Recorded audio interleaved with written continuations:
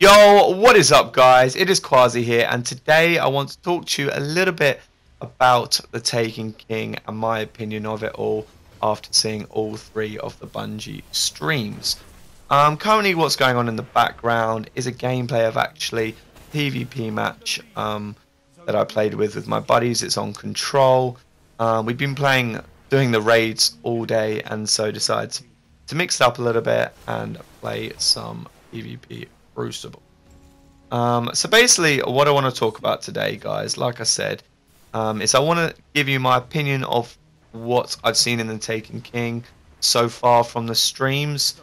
If you haven't seen all three of them, then I'm sure you can find them on YouTube somewhere, guys.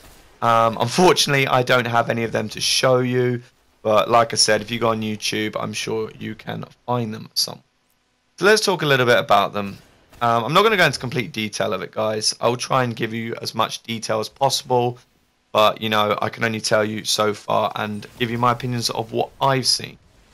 So in the first stream, you know, they were going through the subclasses, the factions, the vault space, the light level, obviously going up to level 40, the quest, the new ghost, legendary marks, and last but not least, armor and weapon blueprints. So firstly, the subclasses. Obviously, the Titan one is the Thor hammer.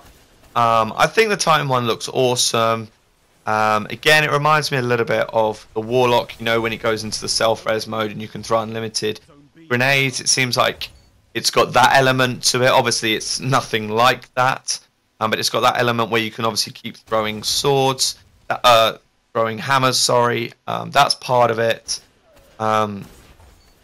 Which I thought looked awesome. You know, I saw that from the stream. I thought that looked awesome. It looked fun. It looked different to use. I don't know. I don't have too much knowledge about it, guys. So I do apologise if you are looking for a real in-depth, you know, sort of playthrough of what I saw. I'm only judging what I saw. Like I said, I don't know too much about it.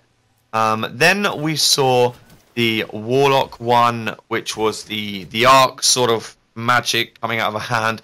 I can't remember off the top of my head what it was actually called. That looked very actually OP against PvE on PvE. It'd be interesting to see what that's like on PvP, but that looked very, very powerful, certainly to use. So that looked fun. That looked interesting to use. I like the way that she floated in the air as well. I thought that looked pretty cool. So I'm excited to use that as well. And then there's obviously the Titan new Void Bow. We didn't really get a chance to see that, you know, being played with so much. But I suppose they can't show you everything. You know, they want you to experience it for yourself. So that's fair enough. But what I did hear about it is that it definitely sounds more of a team-based subclass. You know, which is always nice to hear, because that's the only thing I felt with the Hunter. Is that the Hunter seems very sort of independent, you know, only looks out for itself, sort of subclasses, you know, obviously with the Blade Dancer and the Gunslinger. So it's nice to see that you know, the Gunslinger has a subclass where it's trying to help the team, which I think is you know, what's good and what I like about Destiny, and I think that's what they should be encouraging more with Destiny, because it is very much a team-based game. So all in all, the subclass I think look awesome and sound awesome, so I'm very excited to give those a go. Obviously with factions, it's now you have to choose a faction and you have to stay with it for the whole week before you can change it up. So I think that's pretty awesome. Again, you know, it encourages you to stick with one faction rather than keep mixing it up. And what I like about it is that it encourages you to say use, you know, get a whole armor set of one faction rather than having mix of match. So it's really sort of trying to keep you to stick with one faction, which I think is awesome. With the vault space, obviously everyone's happy about that. They have now doubled the space, which is going to be awesome. So yeah, I'm excited for that. The light level going to 40, but now not needing light effectively. It's not a case of well, I think you do need light, but it's a case of rather than it being random now and being lucky, to get the armor to get you to that high level. It seems like you have to grind for it, so you have to actually earn the XP and whatnot, which is, I think, is awesome because, you know, certainly since the House of Walls update, I think it's become too easy to get to level 34, so hopefully they're making that a bit tougher now to get to level 40, which is obviously exciting. The quests, again, I don't really know too much about it, but they look a little bit more sort of some more bounties to do and stuff like that, and it's a way of earning guns now, which is awesome. That looks certainly fun, rather than it being total based on randomness.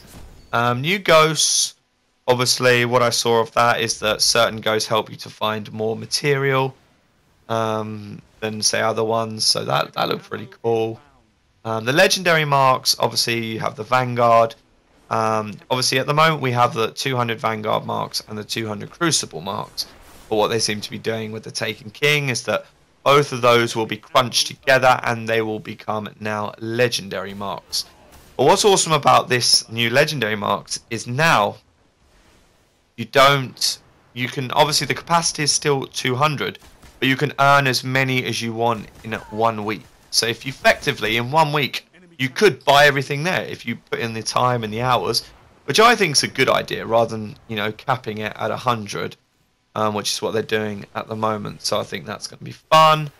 The armor and weapon blueprints, that looks unbelievable. I'm really excited for that because, you know, we love our exotics at the moment, but now, you know, we'll be able to get new perks on them as well, which is going to be fun. And also, you know, talking about weapons, I'm kind of glad that they're not, you know, ascending the legendary guns at the moment, like the Fatebringer Vision.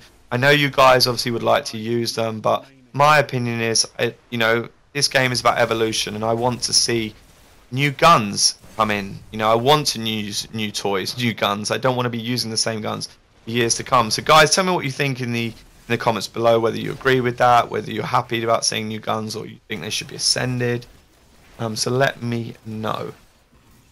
Alright, we'll talk a little bit about the second stream. I'm going to try and wrap this up a little bit quicker. It seemed pretty fun. You know, the new bosses seemed very, very cool. It seemed a lot of the same sort of stuff we see now, but what I liked about was the bosses, the fact that they came out at different times. It brings a whole new tactical scheme into it. Thus, I think that's going to be pretty awesome to play. I'm not going to comment too much on it because I don't know too much about it. So, but that definitely looked fun. Okay, now stream 3 was Courts of Oryx. The public events looked awesome. Again, new bosses. I think it's going to bring a whole new element into it. We obviously saw the sword for the first time, the razor light. So I am excited for all of that, and with the bosses and whatnot. But what I mostly want to talk about is that, in my opinion, I think Destiny have encouraged more team-based stuff, especially with the bosses. You know, you need to be more of a team now. It's not just someone trying to solo on their own. So, all in all, I didn't get to speak about the second stream and third stream too much, but what I want to do elaborate in is I think they have made it more of a team-based thing. So I am excited for that, guys. I know you're excited for the TTK, and so am I. So anyways, we are coming to the end of the video. I do hope you enjoyed it, guys. If you did, do not forget to subscribe for more. Leave it a like, comment, and share it if you can. It really does help. Follow me on Twitch and Twitter. The links will be in the description below. Thank you so much for watching, guys. And as always, this has been Qwarzi. Have a wonderful day, and see you in tomorrow's video.